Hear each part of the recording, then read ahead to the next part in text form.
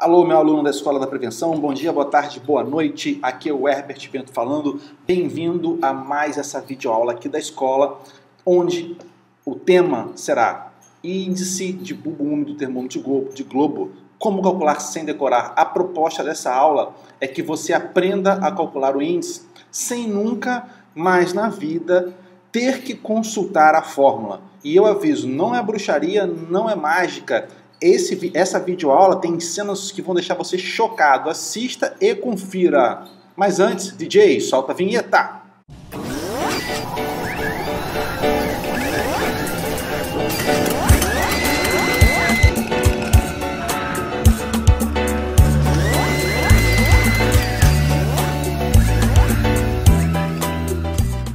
Muito bem.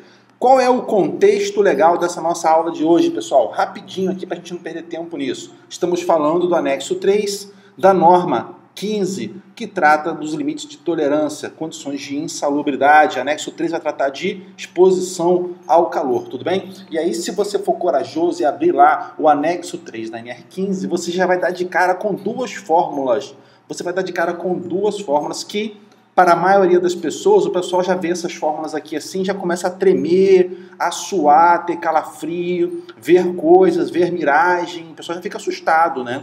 Tem uma fórmula que serve para ambiente sem carga solar, seja ele interno ou externo, e a fórmula diz que o índice IBU-TG deve ser 0,7 vezes TBN mais 0,7 vezes TG. E aqui o cara já começa a ficar assustado, tremendo na base. Ou, para ambiente com carga solar, a fórmula é 0,7 TBN mais 0,2 TG mais 0,1 TBS. Vamos dar nome aos bois, pessoal? O que é cada uma dessas letrinhas, né? Que sopa de letrinhas é essa? Por favor, Herbert, me salva. Vamos lá. TBN, o que quer dizer? É a leitura do termômetro de bulbo úmido natural. Ó, T de temperatura, ou termômetro, como você preferir.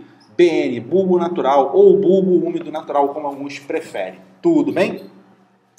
TG, termômetro de globo. Letra T, termômetro. Letra G, globo. TBS, temperatura de bulbo seco. O S é de seco. Tá ok? São três leituras de temperatura que, usando essas leituras nessa fórmula, você terá como resultado o índice, que é o índice de bulbo úmido, termômetro de globo. Tudo bem? Isso daqui, para a maioria das pessoas, que geralmente o pessoal tem medo, né, de matemática, o cara bate o olho nisso aqui e já o quê? Assusta, fica com medo. E para isso que eu fiz essa aula de hoje, porque você nunca mais, se você assistir direitinho, que eu vou te mostrar nos próximos minutos, eu prometo para você que não é mágica nem bruxaria, se você assistir, você nunca mais na vida vai precisar abrir o anexo 3 da NR15 para consultar essa fórmula. Você vai aprender de uma vez por todas, tá ok? Antes de mostrar a nossa metodologia especial, eu vou falar rapidinho para você, em um minuto, sobre transmissão de calor. Por quê? Você precisa entender as três formas de transmissão de calor para você entender por que o índice tem aquelas três variáveis que compõem o índice, certo? Mas primeiro você precisa entender as três formas de transmissão de calor. Quais são as três formas de transmissão de calor? Condução, convecção e radiação. O que é cada uma dessas? Na condução, para você entender o que é a condução do calor, você vai fazer a seguinte experiência. Você vai pegar uma colher de metal, vai colocar ou numa vela, vai segurar ela numa extremidade, a outra extremidade você vai colocar numa vela ou no fogo do fogão da sua casa. Brincadeira, não é para fazer isso não, tá? Pelo amor de Deus, ninguém faz isso. O que vai acontecer? A extremidade que está em contato com a fonte do calor, ela vai absorvendo esse calor, ela vai esquentando. E o que acontece? O metal, ele é, na verdade, formado por moléculas que estão no estado sólido. Aquele conjunto de moléculas está no estado sólido.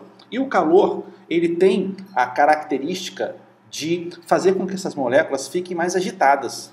Então, à medida que essas moléculas que estão mais próximas do fogo vão ficando mais agitadas, elas vão agitando umas às outras, elas vão agitando, estressando as vizinhas. Elas vão ficando estressadinhas, se movimentando mais aqui, porque estão próximas do fogo, e elas vão passando esse estresse, esse calor para as moléculas vizinhas, até que esse calor começa a chegar aonde? Na outra ponta que você está segurando.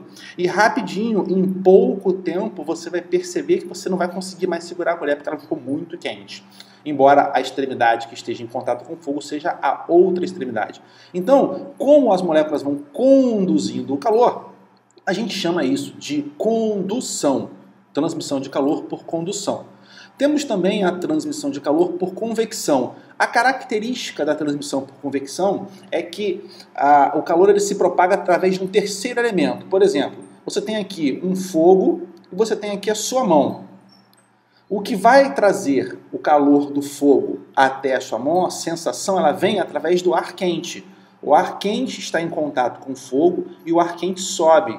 A gente sabe muito bem, né? Já estudamos isso, o ar quente sobe, o ar frio desce, por uma questão de densidade do ar.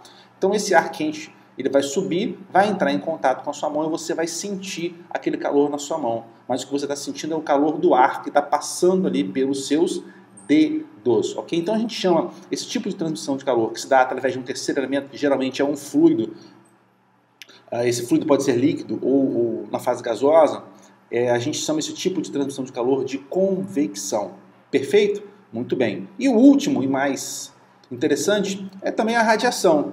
Por exemplo, radiação que você sente do sol. Então, se você estiver vendo esse vídeo de dia, sai, vai lá fora da sua casa, fica ali no sol um pouquinho, abre seus braços igual o urubu lá em cima do poste, né? Fica lá no sol. O que você vai sentir? Você vai sentir a tua pele o que? Esquentando. Esse calor que você está sentindo, ele está sendo transmitido pela radiação. O sol e a Terra estão separados pelo espaço sideral, certo? É vácuo, não tem nada, é vazio. Mesmo assim, esse calor vem e chega até a sua pele, se você for lá e ficar no sol, tá? Então isso é radiação, é uma transmissão de calor por radiação. Tudo bem? Bom, então por que eu falei, né, sobre essas três formas de transmissão de calor? Para você entender por que existem as diferentes medidas, as diferentes leituras. Por que existem esses três tipos de termômetro? Porque o termômetro de bulbo úmido natural, como ele é aquele algodãozinho úmido, né, que vai ficar ali, ele é mais sensível a correntes de ar. Então, por exemplo, a convecção, que é uma forma de transmissão de calor que a gente viu, ela vai influenciar mais esse termômetro.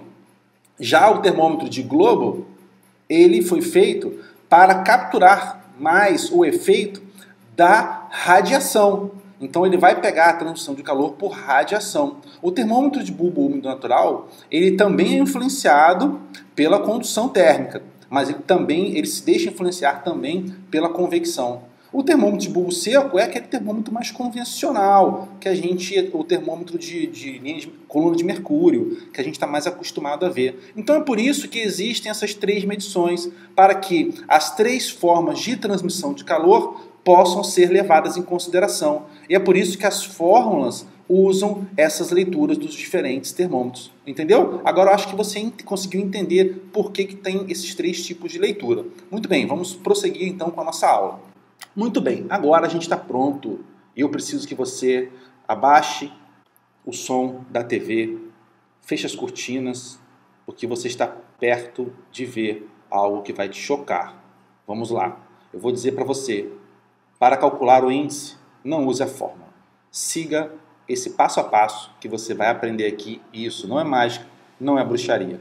Exercício. Bom, como a gente vai tratar com números, eu gosto de colocar um exercício numérico para a gente, como eu vou dizer, para a gente praticar, né? Quando a gente fala de matemática é bom fazer o exercício, não é isso?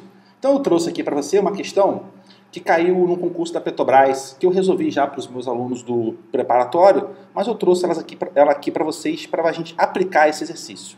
Questão de número 26, e a questão diz o seguinte: em uma fundição, o técnico de segurança do trabalho, com o objetivo de avaliar as condições de segurança do posto de trabalho do operador de cozimento, realizou 3 medições ambientais de calor, as quais se encontram na tabela abaixo. E aí tem 3 medições de calor, com os tipos de temperatura de globo, a medição foi 39 graus Celsius, temperatura de bulbo seco, a medição foi 33 graus Celsius, temperatura de bulbo úmido natural, a temperatura desse termômetro dada foi de 27 graus Celsius. E aí a questão pede o seguinte: sabendo-se que o local de trabalho é interno, sem carga solar, O valor do índice IBU-TG encontrado em graus Celsius é D, e aí tem 5 opções. Então a gente vai aprender a calcular, chegar na resposta certa para essa questão sem usar a fórmula. Opa, como é que faz isso? É mágica, é bruxaria? Não. Acompanha aqui, amigo meu, passo a passo, tá? Então vamos lá. A gente já viu lá na norma que você tem que considerar duas situações. Tem um ambiente sem carga solar e um ambiente com carga solar. Perfeito? A questão aqui é de um ambiente sem carga solar, mas a gente vai aprender a fazer para os dois casos, tá? Muito bem. Ambiente sem carga solar. Passo 1, tá? Você vai pensar o seguinte, para você ter uma memorização fácil.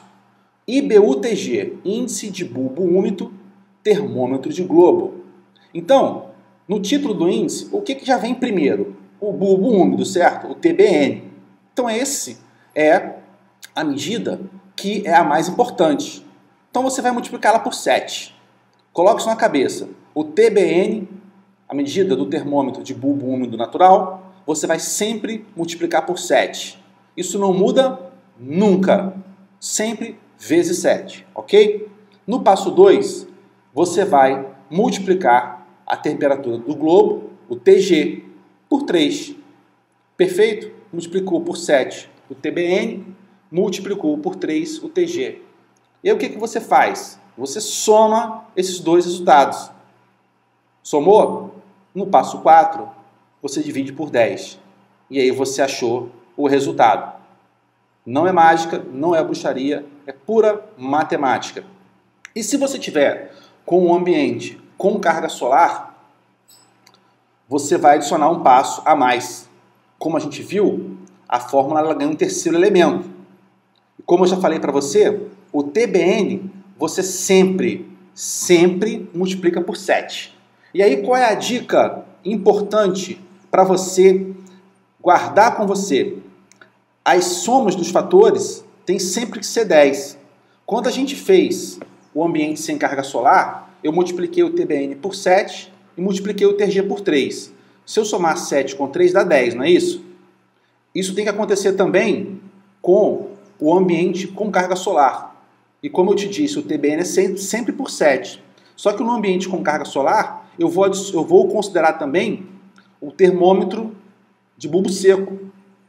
Então, o que eu vou fazer? No passo 1, eu multiplico a leitura do TBN por 7. No passo 2, eu multiplico a leitura do TG por 2.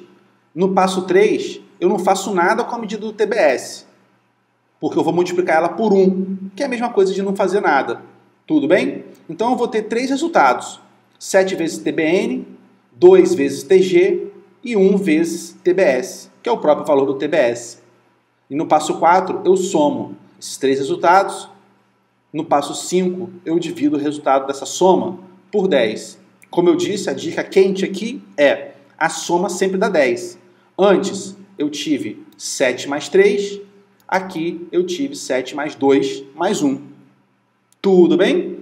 Se você aprender isso dessa forma, nessa metodologia, você nunca mais vai precisar olhar para a fórmula do IBU-TG para fazer esses cálculos. Então vamos aplicar o que a gente aprendeu no exercício que a gente está resolvendo? Vamos, né? Deixa eu só posicionar melhor aqui a tela. Vamos lá. Cálculos. Opa. Aí, agora dá para ver. Muito bem.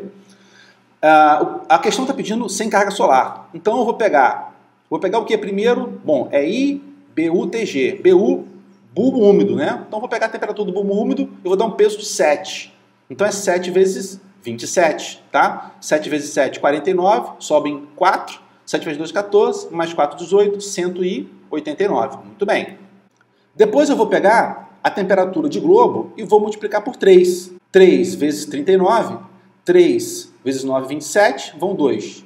3 vezes 3, 9, mais 2, 11. 117. E aí no passo 3, eu vou somar 189 com 117 e o resultado é 306. E no último passo, eu vou dividir 306 por 10. Quando a gente faz uma divisão por 10, é muito simples, é só eu andar com a vírgula para a esquerda, não é isso? Então 306 por 10 é 30,6. Andei com a vírgula para a esquerda. Perfeito? Então a resposta para essa questão é a letra D, 30,6. E aí, meu amigo, gostou? Deixa um comentário aqui embaixo. Teu comentário é muito importante, é o que dá energia para eu conseguir continuar fazendo esse trabalho. Você quer mais aulas legais igual a essa? Comenta, tá ok? E se você estiver vendo esse vídeo no YouTube, clica aqui para você se inscrever no canal e receber as novas aulas da Escola da Prevenção. Beleza? Muito bem, até a próxima. Tchau, tchau.